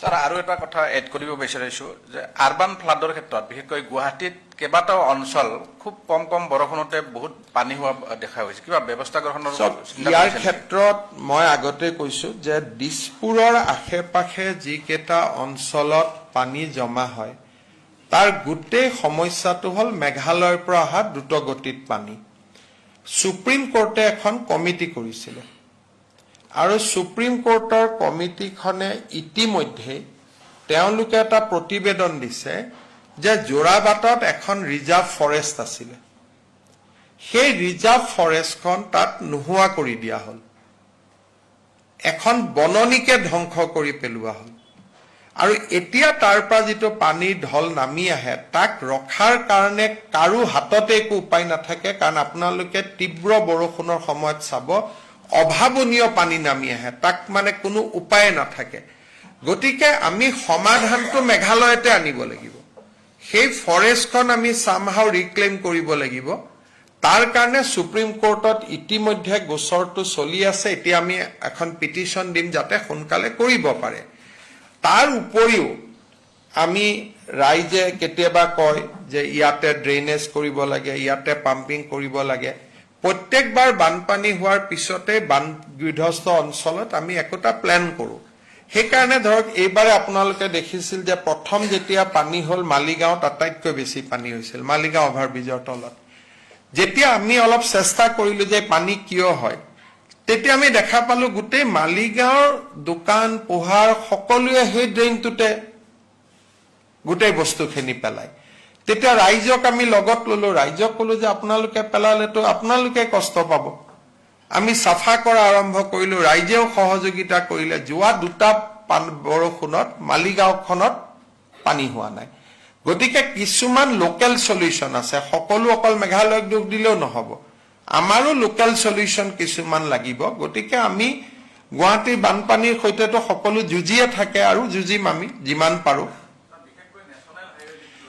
নেশনাল হাইৱেটোৰ কাৰণে ভাৰত চৰকাৰে অলপ পুঁজি অনুমোদন কৰিছে ড্ৰেইনেজবোৰ কৰাৰ কাৰণে ৰিং ৰোডৰ স্কিম হিচাপে এতিয়ালৈকে 150 কোটি কৰিছে কিন্তু আমি কৈছো আমাক বেছি টকা লাগিব আৰু এটা চেনেলৰ কাৰণে এনডিএমএও আমাক তাত টকা দিছে কাম আৰম্ভ হৈছে অহা বছৰ হয়তো অলপ নেশনাল হাইৱেটো বেটাৰ হ'ব আমাৰ লখৰা সাইডটো মুখ্যমন্ত্ৰী মহোদয় আমাৰ এতিয়াও মনত আছে 2006 চনতে আপুনি তেতিয়া গুৱাহাটী উন্নয়ন বিভাগৰ মন্ত্ৰী থাকোতে দিছিল যে প্ৰত্যেক ৰেইন ৱাটাৰ হাৰ্ভেষ্টিং মাষ্ট আৰু বাইলজতো আছে কিন্তু পৰৱৰ্তী সময়ত গ্ৰীণ মানে ৰেইন ৱাটাৰ হাৰ্ভেষ্টিং কোনো এটা বিল্ডিং বা কোনো এটা ক্ষেত্ৰত নহল সব গুৱাহাটীৰ বানপানীৰ ক্ষেত্ৰত মই আগতে কৈছো যে এটা ডাঙৰ সমস্যা হৈছে মেঘালয়ৰ পৰা অহা পানী নহলে আমি ইমান সহ্য কৰিব নালাগিলেহেঁতেন যিটো আমি কৰি আছো কিন্তু সকলো মেঘালয়ক দুখ দিলে নহব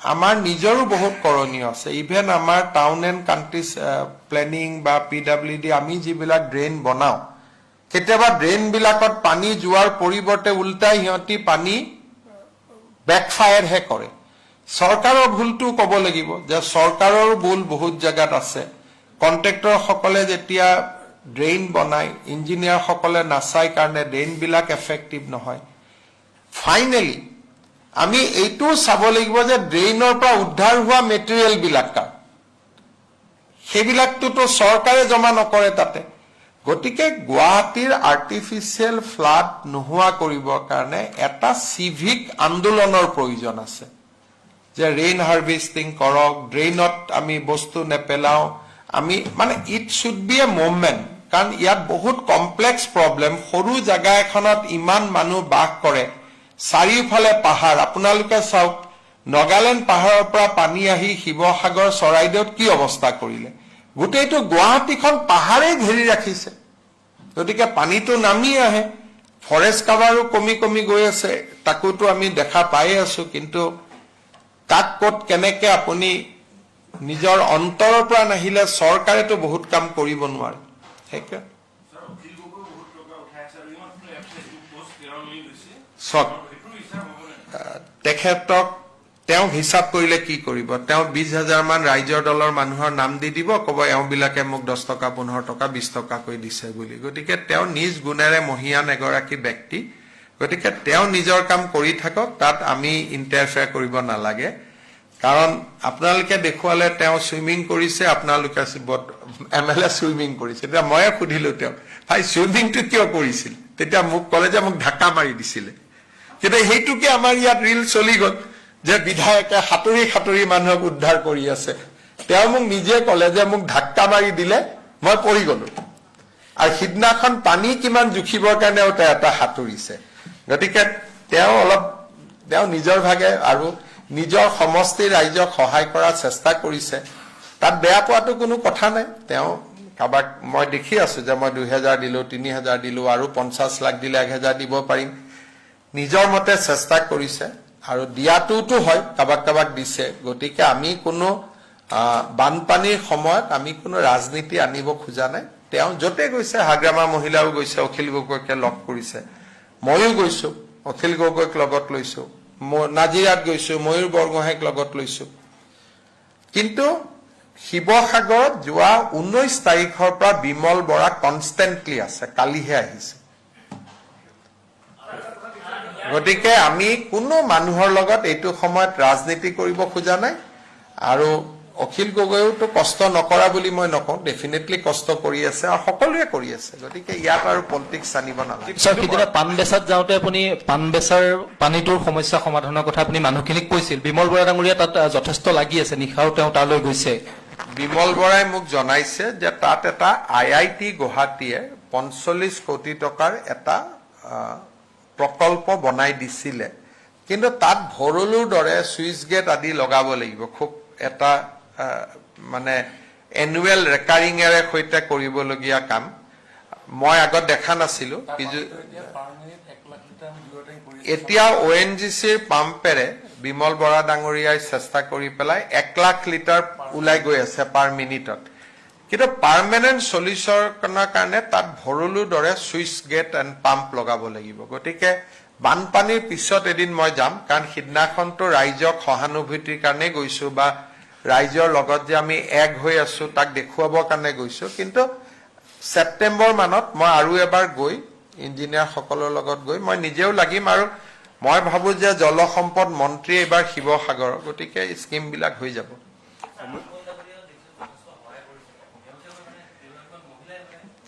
চব এই গোটেই সহায়বিলাক কোনে কি কৰিছে কেইটামান দিন পিছতহে আমি গম পাম, যেতিয়া আমি সন্মান জনাব খুজিম। গতিকে কোনে কাক সহায় কৰিছে এতিয়ালৈকে এইবিলাক ৰিলত আছে। যেতিয়া আমি SDOৰ পৰা ৰিপৰ্ট ল'ম, চাৰ্কুল অফিচাৰৰ পৰা ৰিপৰ্ট ল'ম, কাৰণ আমিতো সন্মান সকলোকে জনামেই। গতিকে তেতিয়াহে আমি গম পাম যে কোনে কাক সহায় কৰিছে। এতিয়ালৈকেতো চবেই গৈছে আহিছে, কিন্তু কিমানে কৰিছে কিমানে নাই কৰা। কিন্তু যিসকলে সঁচাই সহায় কৰিছে তেওঁলোকতো সকলোৰে চকুৰ আগতে আছে নহয়। এতিয়া মই যে ক'লো 71 জনে উঠাইছে, তাৰেতো 20 গৰাকী মানক ৰাইজে মানুহৰ মাজত দেখিয়ে আছে। গতিকে সকলোকেতো বেয়া বুলি ক'ব নোৱাৰি। খালি আমিও ৰাজনীতি কৰা নাই in the name of flood, আৰু মই ভাবো যে কোনেও ৰাজনীতি কৰিব নালাগে, আৰু এইটো একদম নন পলিটিকেলি চাব লাগে। বেলেগ সময়ত হলে মই এইবিলাকত কমেণ্ট দিলোহেঁতেন, কিন্তু এতিয়া মই এইকাৰণে কমেণ্ট দিব পৰা নাই, কিজানি 2জন মানুহে সহায় পাইছে। গতিকে মইনো নাজানাকৈ কিয় কৈ দিওঁ যে এইটো পলিটিকেল বুলি। গতিকে লেট আছ ৱেইট, আৰু নিজে নিজে ৰাইজেও গম পাব আৰু ৰাইজেওতো বহুত মানুহক মাতি আনি সন্মান জনাব যে আপুনি মোক সহায় কৰিছিল বিপদৰ সময়ত আৰু অসমীয়া মানুহটো এইবিলাকততো সদায় আগত থাকে যোনে সহায় কৰিছিল তাক কৃতজ্ঞতা জনোৱাত অভিনন্দন জনোৱাত আমাৰ ৰাইজটো কতোতো পিছ হুকি নাহে মুখ্যমন্ত্ৰী মহোদয় আপুনি কৈছে যে ৰাজনীতি কৰিব বিচৰা কিন্তু আমি যদি চাওঁ অখিল গগৈ আপোনাৰ ভালকেই কথা কৈছে কিন্তু বিমল বৰা যি 19 তাৰিখৰ পৰা লাগি আছিল তেওঁৰ বিৰুদ্ধে সদায় এটা কিবা নহয় কিবা দিয়ে আছে যেতিয়া এটা জায়গাত দুজন মানুহ থাকে তেতিয়া অলপ চলপ ফুটখাট হয় আৰু সেইটো তানে 20 তাৰিখৰ পৰা অখিল গগৈও আছে 20 তাৰিখৰ পৰা বিমল বৰাইও আছে ডেফিনেটলি বিমল বৰা য'ত যায় বিজেপিৰ মানুহখিনি লগত থাকে অখিল গগৈ য'ত যায় ৰাইজৰ দলৰ মানুহখিনি লগত থাকে গতিকে অলপ চলপটো খুটখাট চলে কিন্তু সেইটো আৰু মোৰ লেভেলত নহয় আৰু সেইটো আমি ইগনোৰ কৰিব লাগে কাৰণ যোনে যি কৰিছে ৰাইজৰ ভালৰ কাৰণে এইটো কৰিছে কোনেওতো কোৱা নাই যে বিমল বৰাই ৰিলিফৰ কাম কৰা নাই অখিল গগৈও কৰিছে বিমল বৰাই কৰিছে এইটো হেলথি কম্পিটিশনটো ভাল না কাক কোনে বেছিকৈ সহায় কৰিব পাৰে সেইটো কম্পিটিশনতে আমি বেয়া পাবলগীয়া একো নাই বিমল বৰা টিংখঙত নিজৰ সমষ্টিত বানপানী হৈ আছে তেওঁ বানপানী এৰি যদি শিৱসাগৰত লাগি ফুৰিছে সেইটোতো ধন্যবাদৰ পাত্ৰহে নিজৰ সমষ্টি এৰি যদি লাগি আছে আৰু কিবা আছে Sir, one question regarding Assam-Arunachal border situation. Pema Khandu has said that investigation has begun. Can you give us an update on that, sir? You see, yesterday incident was painful, primarily because we have already settled our boundary dispute almost in all sectors. Only in 5 sectors, some disputes are still there. Yesterday in our cabinet, we have reconstituted our regional committee so that we can resolve the issue with Arunachal. We should not fight. We should not indulge in conflict because ultimately we have to remain together.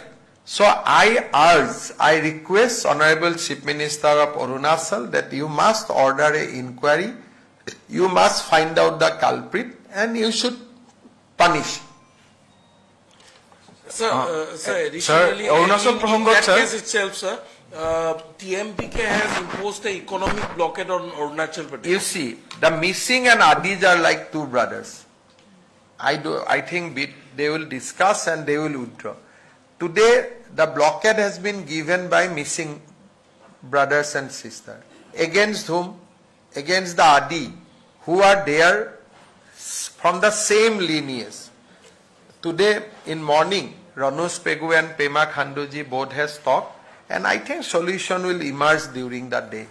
I do not think that there will be permanent conflict because we have so many similarity and common among people of Arunachal Pradesh and Assam. I don't think that this is a temporary setback we will overcome. Sir যিহেতু বিধানসভাৰ অধিৱেশনৰ সময়তো এইটো কথা কোৱা হৈছিল যে অৰুণাচলত সৰ্বাধিক আমাৰ যি ভূমি সোমাই আছে 14,000 হেক্টৰ তাৰ লগতে আজি যিখিনি কথা ক'লে এইখিনি অসমীয়াত ক'লে আপুনি সুবিধা পাম মই নাজানো মই এইটো কথাই জানো যে আমাৰ ম্যাক্সিমাম ভিলেজৰ ওপৰত অৰুণাচলৰ লগত সমাধান হৈ গৈছে মাত্ৰ 5টা অঞ্চলৰ 52খন ভিলেজে সমাধানৰ কাৰণে ৰৈ আছে গতিকে বিধানসভাত কি উত্তৰ দিছে মই নাজানো তেওঁলোকে ৰিসেন্ট এগ্ৰিমেন্টবোৰ কনসিডাৰ কৰিছে নে নাই কৰা মই নাজানো কিন্তু যোৱাকালি বৰ্ডাৰ ডিপাৰ্টমেন্টে আমাক দেখুৱাইছে কেবিনেটত যে 52খন ভিলেজতহে এতিয়া আমাৰ কনফ্লিক্ট আছে আৰু তাৰো বহুতখিনি ইতিমধ্যে সমাধান হোৱাৰ লাইনত আছে গতিকে মই ভাবো যে অৰুণাচলৰ লগত যেটো আমাৰ সীমা সমস্যা আছে আমি খুব সোনকালে তাক সমাধান কৰিব পাৰিম ৰিজনেল কমিটিখনৰ কথা কৈছিল কিবা ৰিজনেল তাকে 5টা অঞ্চলত এই কনফ্লিক্ট আছে আগত 12টা অঞ্চলত আছিল এটা 7টা অঞ্চলত সমাধান হল এই 5টা অঞ্চলৰ বাবে আমাৰ এজন কেবিনেট মন্ত্ৰীয়ে এটা ৰিজনেল কমিটিৰ নেতৃত্ব দিয়ে অৰুণাচলৰ এজন কেবিনেট মন্ত্ৰী এটা ৰিজনেল কমিটিৰ নেতৃত্ব দিয়ে অৰুণাচলৰ ইলেকশ্যন আৰু অসমৰ ইলেকশ্যনৰ কাৰণে যোৱা 1.5 বছৰ কমিটি কেখনে এক্টিভলি কাম কৰিব পৰা নাছিল এতিয়া আমি তাত আমি ভাল কৰি কাম কৰিম 123খন ভিলেজত আমাৰ সংঘাত আছিল 71খন সমাধান হৈ গল 52খন সমাধান হ'ব বাকী আছে আৰু যোৱাকালি য'ত গণ্ডগোল লাগিলে সেইটো এটা অমীমাংসিত অঞ্চল কিন্তু সমাধান হোৱা জায়গাবিলাকত দ্বিতীয়বাৰ আৰু লগা নাই তাত পিলাৰ বহুৱাই আছে আপোনালোকে কেতিয়াবা জাৰ্নেলিষ্টসকলে যাই চাব পাৰিব সাৰ্ভে অফ ইণ্ডিয়া ইতিমধ্যে তাত পাৰ্মানেন্ট পিলাৰ বহাই আছে খালি 52টা অঞ্চল এই 52টাও মই ভাবো যে এবছৰ ভাল কৰি লাগিলে ম্যাক্সিমাম সেটেল হৈ যাব 52 123 was originally disputed out of that 71 has been resolved and 52 still remain in the disputed category আৰু কিবা প্ৰশ্ন আছে কৰিব পাৰে যদি আপোনালোকৰ কিবা মনত কিবা আছে আপুনি এটা কনফিউজন ক্লিয়াৰ কৰি দিব আপুনি টোটেল ফ্লাডৰ ডেথ ৰিপৰ্টটো ক'লে 102 কিন্তু পিপিডিটোত আছিল 101 99 plus 99 plus 2 99 is the death and 2 is the urban flooding correct 99 plus 2 99 life lost in flood 2 in urban flood so 101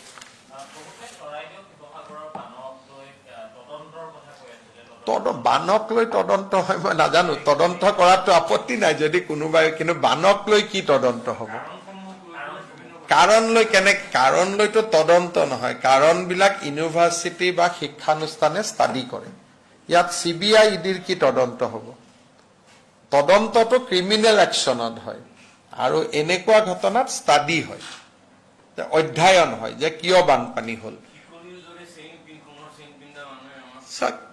সেইটো এটা বেলেগ চেপ্টাৰ তাতে মই যোগদান কৰিব নোখোজো এইকাৰণে মই যোগদান কৰিব নোখোজো কাৰণ আপোনালোকে গোটেই অসমখন চাইছে অসমত কতো কয়লা নাই বিহুবৰত আপোনালোকে বহুতবাৰ গ'ল এতিয়াতো আৰু ইয়াত বহি কিবা কলে নহব বিহুবৰ সন্তকত আপোনালোকে নিজে গৈ দেখিছে যে তাত শিলৰ কুৱাৰীও নাই মানে শিল খান্দাও ব্যৱস্থা নাই কয়লা খান্দাও ব্যৱস্থা নাই বাকি নাগালেণ্ড চৰকাৰটো এখন নিজৰ চৰকাৰ মেঘালয় চৰকাৰ এখন নিজৰ চৰকাৰ আমিতো মেঘালয়ৰ ওপৰতো মই কান্দিয়ে আছো সদায় কিন্তু মই কি কৰিব পাৰিছো সুপ্ৰিম কোৰ্ট যাব লাগিব যেনেকে মেঘালয়ৰ ক্ষেত্ৰত গৈছো গতিকে কোনোবা ষ্টাডিয়ে যদি কয় যে নাগালেণ্ডত অমুকটো ঘটনাৰ কাৰণে আমাৰ পানী হৈছে আমি আকৌ সুপ্ৰিম কোৰ্ট যাব লাগিব এটা মেঘালয়ত এইবোৰ দেখিওতো মই একো কৰিব পৰা নাই যিবিলাক মানুহে আমাক নেদেখা কাৰণলৈ সমালোচনা কৰি আছে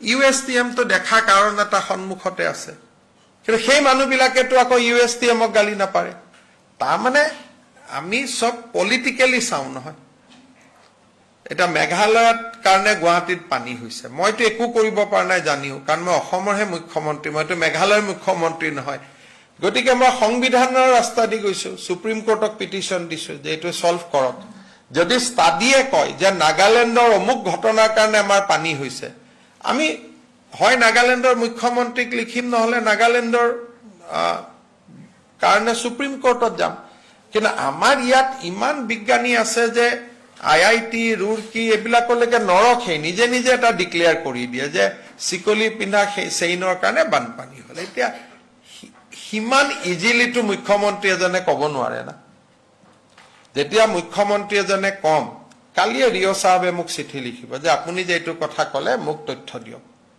তো মই কি তথ্য দিম স্যাটেলাইটেদি ষ্টাডি হ'ব আমাৰ ইয়াত স্যাটেলাইট ডেটা পাম আইআইটি গুৱাহাটী কম বা ৰুৰকি কম তেওঁলোকে কাৰণ এটা দিব কাৰণটো লৈ আমি সংবিধান মতে যাব লাগিব যদি মই মুখ্যমন্ত্ৰী নহলোহেঁতেন ময়ো বহুত কথা ক'ব পাৰিলোহেঁতেন কিন্তু মুখ্যমন্ত্ৰী এজনেতো তথ্যৰ ওপৰত ক'ব লাগিব না কাৰণ মই যিমান দূৰ খবৰ লৈছো প্ৰথম মোৰো ধাৰণা আছিল যে ডাঙৰ কিবা কয়লা তয়লা চলি আছে নেকি যেতিয়া মই বিহুবৰ আৰু সন্তকত গলো তাততো একো নাই কয়লা খনি তয়লা খনি আপোনালোকেও গৈ আহিছে তাততো মানুহবিলাকে গাই গৰু পুহি আছে তাৰ পিছত এতিয়া কৈছে নহয় নাগালেণ্ডৰ ভিতৰত আছে নাগালেণ্ডত যি আছে আমি যদি অসমত থকা তেল আমি মাইনিং কৰিব পাৰো তেলে নাগালেণ্ডেওতো নাগালেণ্ডৰ সম্পত্তিৰ ওপৰতো নাগালেণ্ডৰো অধিকাৰ থাকিব কিন্তু আমি চাব লাগিব যে তাৰ পৰা অসমৰ কিবা ক্ষতি হৈছে নেকি এই কথাখিনি কোৱাৰ আগতে আমাকতো 10টা প্ৰমাণ দিব লাগিব, আমিতো বিজ্ঞানিক প্ৰমাণ দিব লাগিব, স্যাটেলাইট ষ্টাডি দিব লাগিব, নহলেতো দুইখন ৰাজ্যৰ সম্বন্ধই বেয়া হৈ যাব দেখোন। সব কথাটো লগে লগে নহব নহয়। আৰু যদি ধৰক এইবাৰ বানপানী হল আৰু 20 বছৰ বানপানী নহয় তাতে, তেতিয়াতো নাগালেণ্ডৰ মানুহে আমাক ক'ব তোমালোকেতো আমাক এনেই গালি পাৰিছিলা বুলি। সেইকাৰণে ভৌগোলিক কাৰণবিলাক যি জিঅ'লজি জিঅ'গ্ৰাফিৰ ডিছকাশ্যন আছে, সেইবিলাক আমাৰ অসমতে কিমান মানুহ আছে, ডক্টৰ নয়ন শৰ্মাৰ দৰে পণ্ডিত আছে, আমিতো কাবাকটো বিশ্বাস কৰিব লাগিব যে তেওঁলোকে ষ্টাডি কৰি আমাক জনাব। কাৰো হাতততো একো ষ্টাডি ৰিপৰ্ট নাই, খালি কয় মই অমুক চনতে বিধানসভাত কৈছিলো, তমুক চনতে কৈছিলো। আৰে তেতিয়াহ'লে তমুক চনতে বানপানী হ'ব লাগিছিল। সেইকাৰণে মই ভাবো যে আমি অসমখন এখন মেচিয়ৰ্ড প্ৰদেশ হয়, ইয়াত প্ৰত্যেকটো কথা কোৱাৰ আগতে আমাৰ লগত এখন ডকুমেণ্টছ থাকিব লাগিব যে মই ইয়াৰ ওপৰত কৈছো, সেইটোৱে কথা। এতিয়াতো কিবা এটা কৈ দিম, পিছত কথাটো মিছা হ'ব, আকৌ নাগালেণ্ডৰ ৰাইজৰ ওচৰত মই ক্ষমা খুজিব লাগিব যে মোৰ ভুলতে কলো বুলি। সেইকাৰণে মই যি কম ষ্টাডিৰ ওপৰত কম, আৰু ষ্টাডি কৰাত কোনো আপত্তি নাই। আৰু যদি ইনকুৱাৰীও লাগে আমি ইনকুৱাৰীও দিম, বানপানী হোৱাৰ কাৰণ যদি কিবা CBI বা এনেকুৱা ইনকুৱাৰী দিলে আমি গম পাওঁ তাকো দি দিম, সেইটোত কোনোতো আপত্তি নাই। কিন্তু এইটোতো বানপানীৰ কাৰণটোতো ইনকুৱাৰীয়ে দিব নোৱাৰে, বানপানীৰ কাৰণটো থ্ৰু ষ্টাডি হ'ব লাগিব। গতিকে এইবিলাক হল এটা বেলেগ এটা ইক'চিষ্টেমৰ কথা। মইতো আমি ল এণ্ড কনষ্টিটিউশ্যনৰ ৰাস্তা দিয়েতো মই যাব লাগিব ন, হ'ব।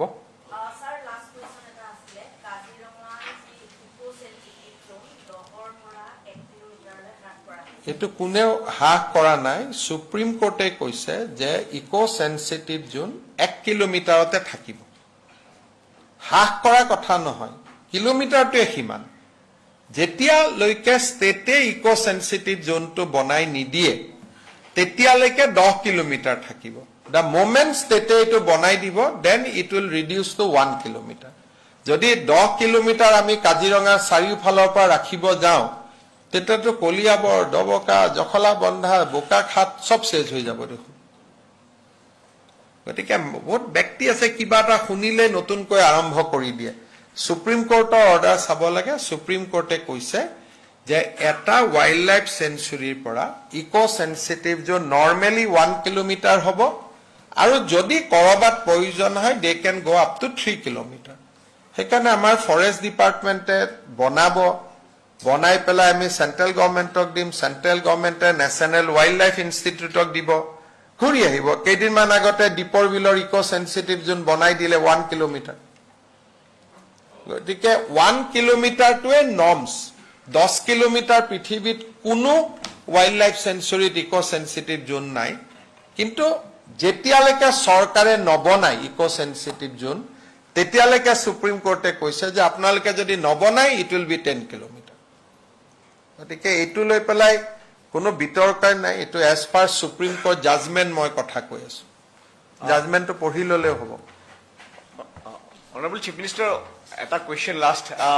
One thing we have seen, the monsoon parliament session is going on since July 28. মই একো নেশ্যনেল নিউজ ফলো কৰা নাই বানপানী মানে মই এটা কথা সুধিব বিচাৰিছো, মানে চৰকাৰৰ হাতত এনেকুৱা কি তথ্য আছে বা লোকেল যিজন member of parliament from particular that area belong to this Charaideo, Sivasagar and even that Jorhat role বা কেনেকুৱা কি দেখা পাইছে? মই ক'লো নহয়, একেটা দিন আমি সকলো বানপানীত ব্যস্ত আছো। 15 আগষ্টৰ পিছত দিল্লীত যাম, তেতিয়াহে গম পাম ক'ত কি চলি আছে।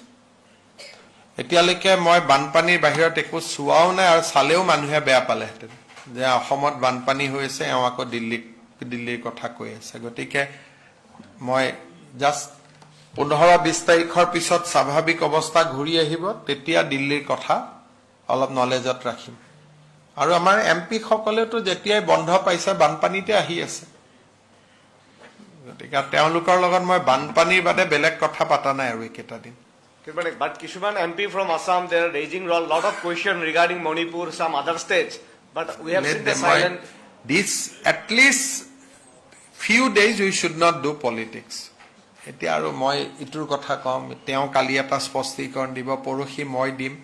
এটলিষ্ট এইকেইটা দিন বান সাহায্যখিনি মানুহে ভাল কৰি পাই লওক এইবিলাকৰ পলিটিক্স কৰিব বহুত সময় পাম গভৰ্ণমেণ্টখন আৰম্ভই হোৱা নাই দেখোন ইলেকশ্যন আছে 2031ত বহুত দিন আছে ৰাজনীতি কৰাৰ কাৰণে হ'ব থেংক ইউ